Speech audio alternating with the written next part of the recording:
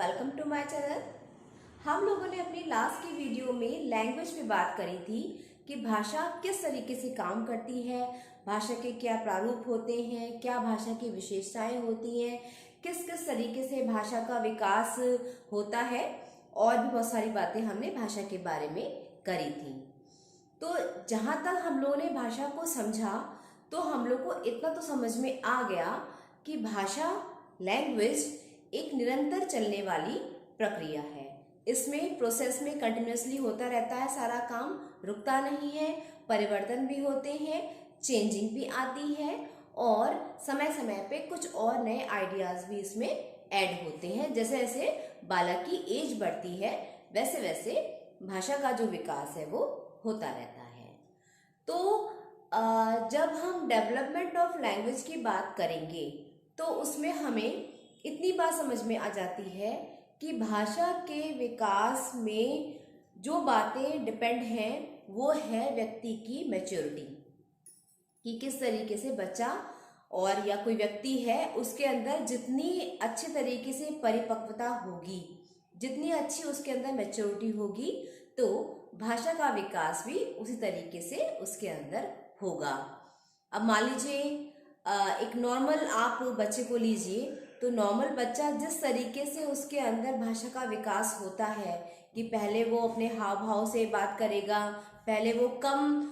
जो उसकी जो बातें होती हैं उसमें जो भी क्लियरिटी नहीं होती है, धीरे धीरे उसकी एज बढ़ती है, धीरे धीरे उसके अंदर भाषा का विकास होता है, फिर वो मैच्योर होता है, फिर उसका सही जो है वो प्रोनाउंसिएशन होता है, कैसे उसको भाषा बोलनी है, किस जगह पे कौन सी लैंग्वेज का यूज़ करना है। तो ये सब बातें बच्चे की या व्यक्ति की परिपक्वता पर निर्भर करता है। अगर एक असामान्य बच्चा है या एक असामान्य व्यक्ति है जिसकी ग्रोथ और जो भी डेवलपमेंट है ढंग से नहीं है, तो हो सकता है कि उसके भाषा के विकास में भी परेशानी आए। जिस तरीके से भाषा का विकास होता है उस तरीके से भाषा का विकास ना हो, ये हो सकता है। तो अगर हम भाषा के विकास पर बात करते हैं तो हम लोग को इतनी बातें समझ में आती हैं कि जब एक बच्चा एक जब नवजात शिशु से जब हमारे भाषा का विकास शुरू होता है और जब तक भाषा का विकास होना होता है तब तक कई तरीके के कम्युनिकेशन उसकी लाइफ में आते हैं जिसका भाषा के संग में कनेक्शन होता है। उसमें जो कम्युनिकेशन मेन है उसमें है आपका रिटन कम्युनिकेशन, आपका वर्बल कम्युनिकेशन,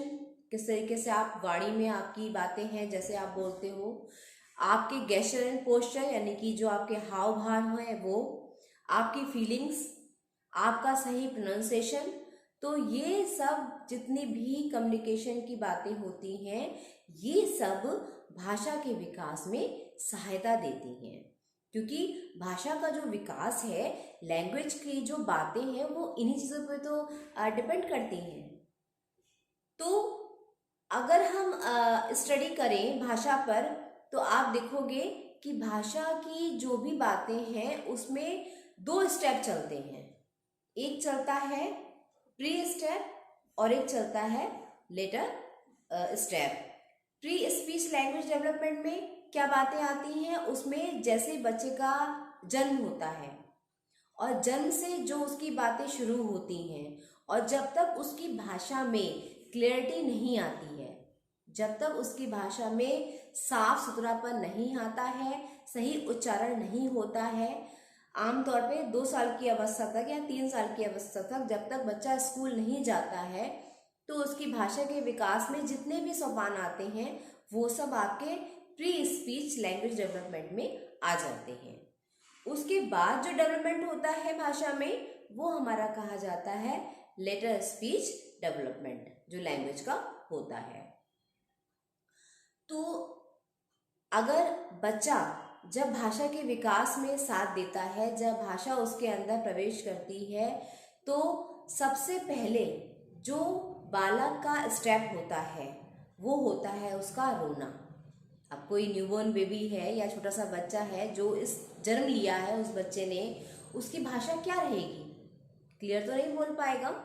तो उसकी भाषा में सबसे पहले शुरू होगा उसका क्राइंग, उसका रोना। वो सबसे पहले डिपेंड करता है कि जो बच्चा जो है कैसे कैसे उसके अंदर विकास होता है, वैसे वैसे उसके अंदर भाषा के जो प्री स्पीच, जो लैंग्वेज डेवलपमेंट की जो बातें हैं वो सब आती हैं। ठीक है। अब जब हम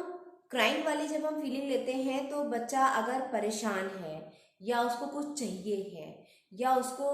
किसी चीज़ की नीड है, जो भी उसके अंदर की फीलिंग होती है न्यूबॉर्न बेबी की, तो वो रो के ही अपनी बात को कह पाता है। रोने के बाद जो छोटे बच्चे में भाषा के विकास का दूसरा चरण होता है, दूसरा स्टेप होता है, वो होता है बच्चे का बड़बड़ाना। वो ना बेबलिंग करता है, कुछ भी बोलेगा, मम मम मम मम या आ या कुछ भी अपनी अपनी लैंग्वेज में वो बोलने लगता है कि उसको क्या चाहिए है। अगर वो गुस्सा में होता है, अगर छोटे बच्चा अगर गुस्सा को अपना शो करता है तो वो किसी और ढंग से बड़बड़ाता है या चीखता है या कुछ भी इस तरीके की एक्टिविटी करता है। अगर वो खुश होता है तो वो अपने हाथ पैर हिलाएगा और हाथ पैर हिला के भी कस के चीखेगा, उस चीखने के बाद वो हंसेगा। इस तरीके से वो अपनी फीलिंग्स को शो करता है। अगर उसे कोई तकलीफ होती है, अगर उसे कोई प्रॉब्लम हो रही है या वो अगर बहुत परेशान हो रहा है तो उसके जो बबलिंग होगी, जो उसका बड़बड़ाना होगा, उसमें रोने की फीलिंग ज़्यादा आएगी। जब वो रोता है, रोते हुए कुछ कहेगा, कुछ भी अस्पष्ट शब्दों को वो बोलना चाहता है, तो पहले तो वो रोता है, रो के अपनी उसने भाषा का जो भी उसका एक्सप्रेस किया, अपनी बातों को वो करा, फिर उसने बबलिंग करी, बड़बड़ाया है, तो उसने अपनी भाषा की जो है उसको फीलिंग को आपको समझाने की कोशिश करी है। अब हाँ, ये बात बहुत ज़रूरी होती है कि छोटे बच्चे की भाषाओं को, छोटे बच्चे की जो बातें होती हैं, छोटे बच्चे का जितनी भी वो एक्सप्रेस करता है अपनी बातें, वो उसके जो निकट के लोग होते हैं,